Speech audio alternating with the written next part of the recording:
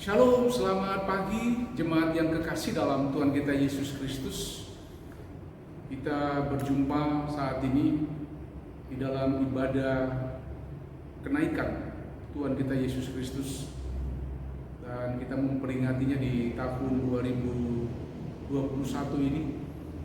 Dan secara khusus kita ketahui bahwa hari ini juga saudara-saudara kita yang Muslim merayakan Idul Fitri atau yang dikenal dengan Lebaran.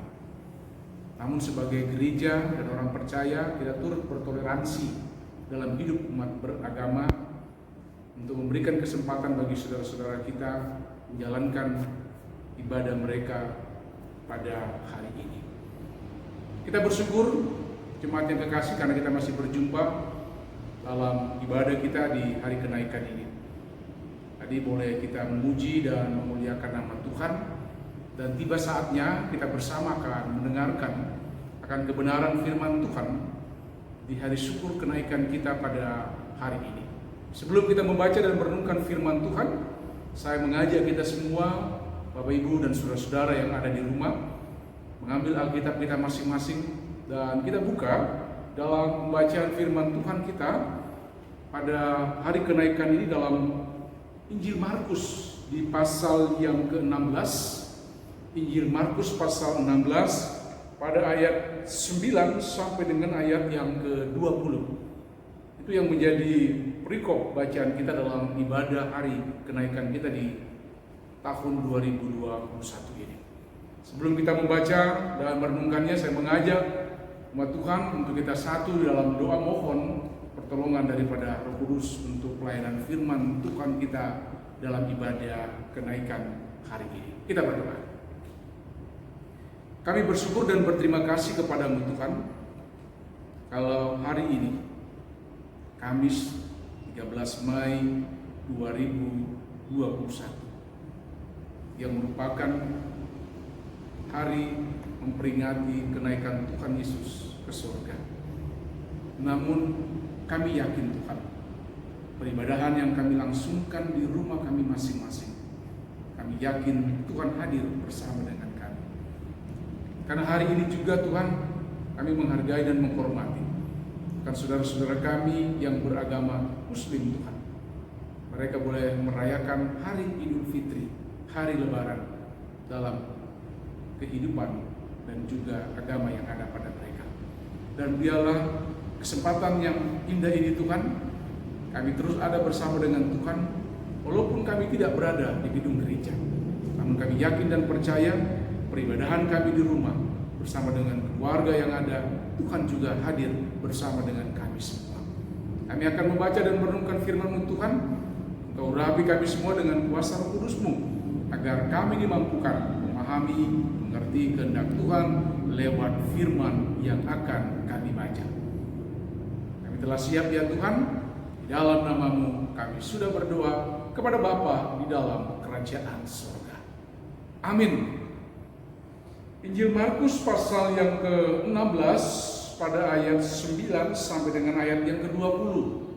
Bacaan kita di hari kenaikan ini. Saya akan bacakan firman Tuhan bagi kita semuanya. Demikian bunyi firman-Nya. Yesus beberapa kali menampakkan diri dan mengutus murid-muridnya. Yesus terangkat ke surga.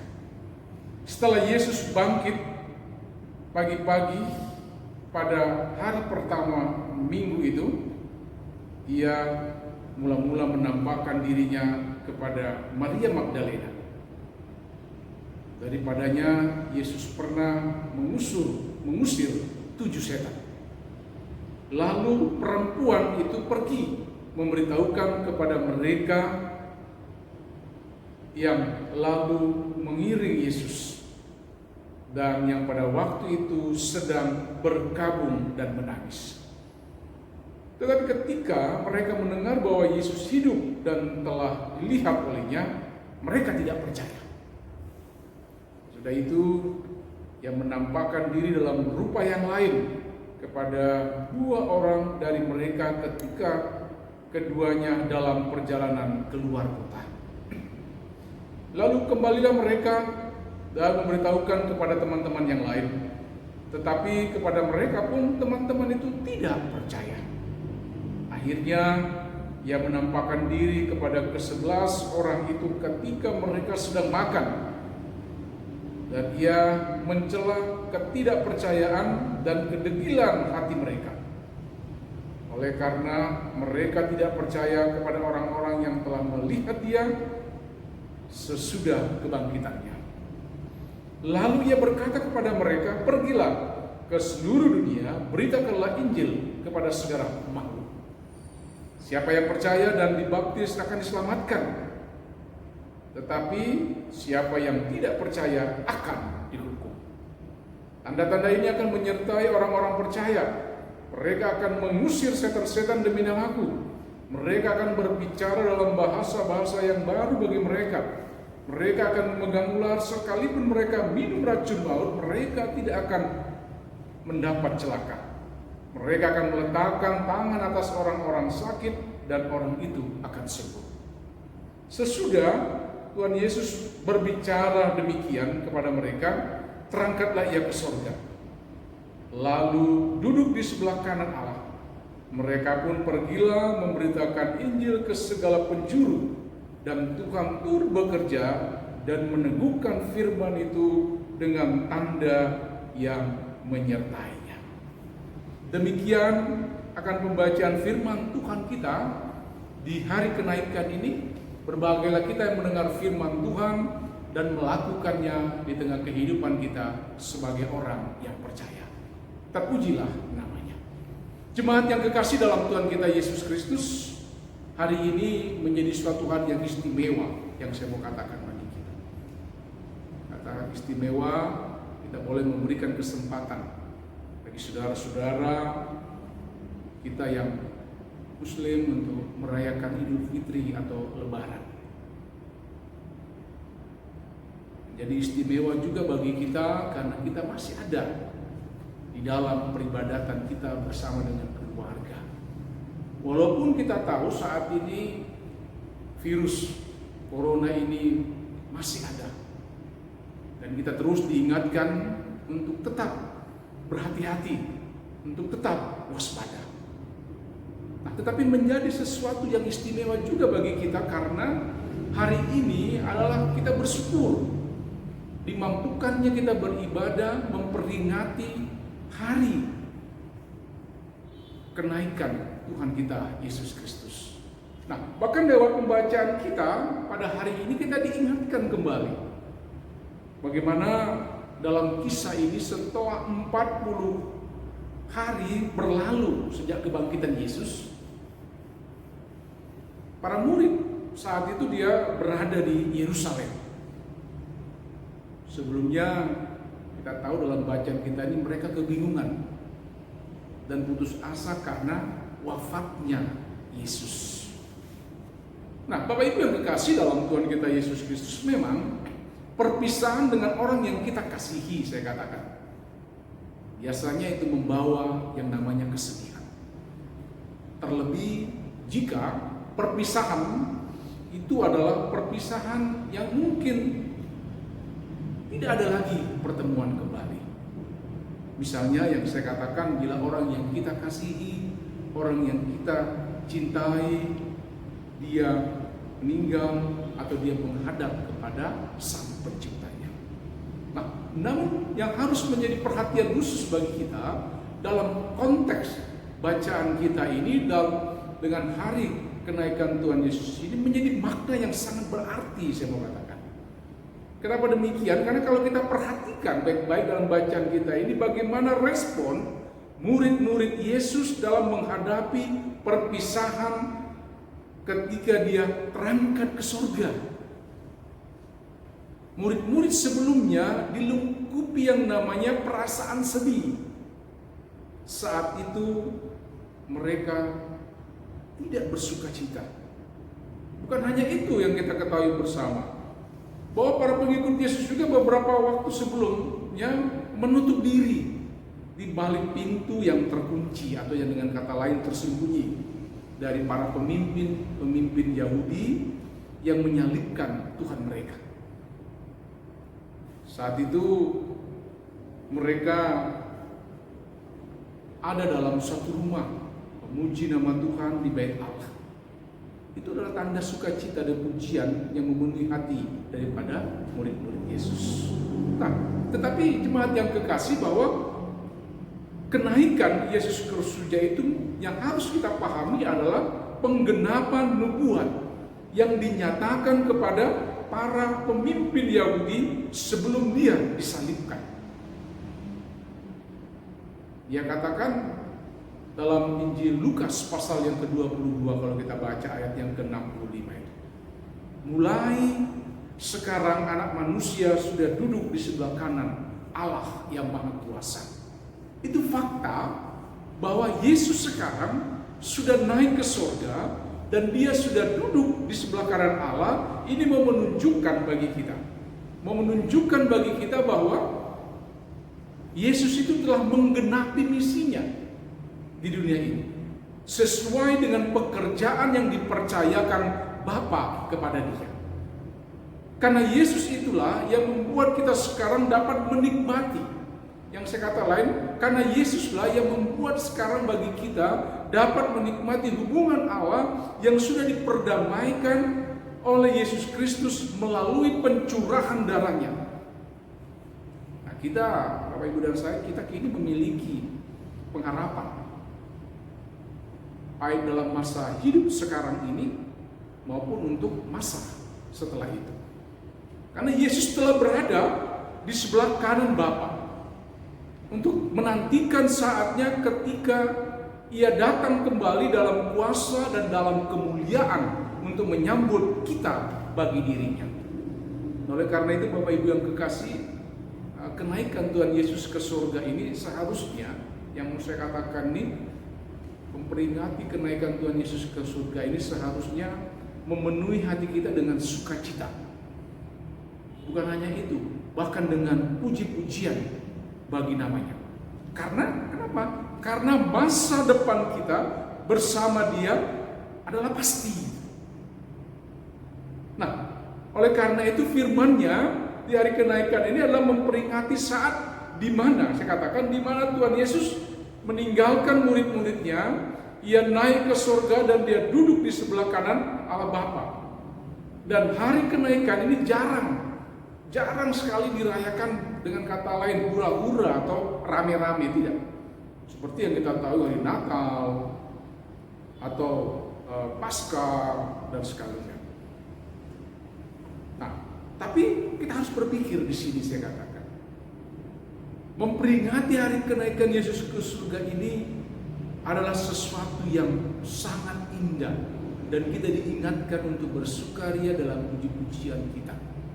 Karena ini tanda yang saya katakan, tanda bahwa hari kenaikan ini memang tidak perlu dirayakan rame-rame, tapi maknanya tidak kalah penting dengan Natal, maknanya tidak kalah penting dengan Paskah.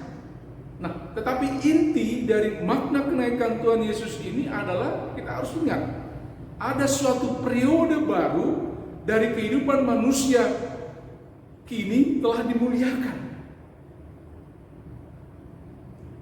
Periode sebelum Yesus naik ke surga itu memperlihatkan, saya katakan, segala apa yang Allah lakukan bagi manusia. Dan periode setelah kenaikan, apa yang akan harus manusia lakukan bagi Allah. Kita sudah mempunyai jaminan yang sudah diberikan melalui Yesus Kristus. Dalam konteks bacaan kita ini tadi, Bapak Ibu yang kekasih, kita melihat bagaimana penyertaan Tuhan secara rohani itu berlangsung supaya kita sanggup bekerja bagi Dia. Tapi yang sering kali kita lupa bahwa sudah berada dalam masa di periode di mana kita harus bekerja dan bertindak bagi Tuhan saat itu. Memang setelah kenaikan Yesus, Dia tidak tampak secara fisik lagi. Tapi jangan lalu kita berbuat seenak hati gitu. Seperti dalam kehidupan yang ada dalam hidup kita masing-masing. Nah, tetapi Tuhan Yesus yang saya mau katakan di sini, dia menjadi satu titik tolak bagi murid-muridnya, bagi kita, bahwa Tuhan tetap bersama-sama dengan kita. Kita berjalan dengan iman kepada Tuhan Yesus Kristus. Dan apa yang Bapak Ibu harapkan, pasti akan Tuhan tolong, pasti Tuhan akan genapi dalam hidup kita. Nah, tapi mengapa Yesus Kristus dia harus naik ke surga?